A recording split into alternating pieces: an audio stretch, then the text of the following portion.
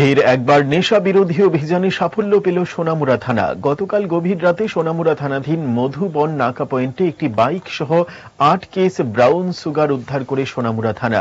আজ সকালে সোনামুড়া থানার ওসি জয়ন্ত দে বলেন, মধুবন নাকা পয়েন্টে পুলিশকে দেখে বাইক চালক বাইকটি ফেলে পালিয়ে যায়।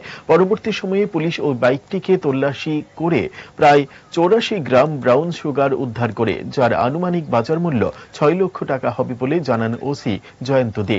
তিনি জানান, এই ধরনের অভিযান সোনামুড়া থানা এলাকায় আরো জারি থাকবে। সাব ইন্সপেক্টর জয়ন্ত দাস সঙ্গে ডব্লিউএনএস সাব ইন্সপেক্টর শিবা বর্মার সঙ্গে স্টাফ নিয়ে মধুবন নাকা পয়েন্টের দিকে প্রসিড হয়। কিন্তু তার আগে আমরা নাকা পয়েন্টকে অ্যালার্ট করে দিয়েছিলাম যে এইরকম একটা বাইক আসতে পারে।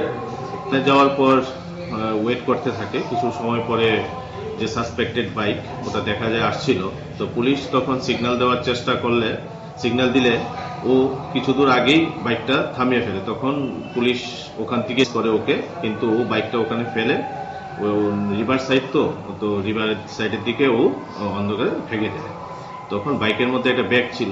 তখন আমরা in presence of DCM Sonamura, ওনার প্রেজেন্সে এবং লোকাল উইটনেসের প্রেজেন্সে আমরা ব্যাগটা সার্চ করে ওই ব্যাগ থেকে 7টা সব বক্স রিকভারি করি, যেগুলোর মধ্যে ব্রাউন সুগার আছে।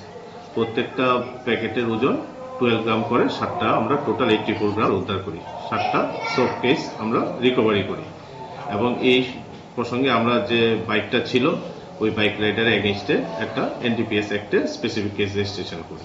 মালামাল কত টাকার হবে আনুমানিক বাজার? আনুমানিক 5 থেকে 6 লক্ষ বাজার মূল্য। যার বাইক সে কি এটা রাইড করছে?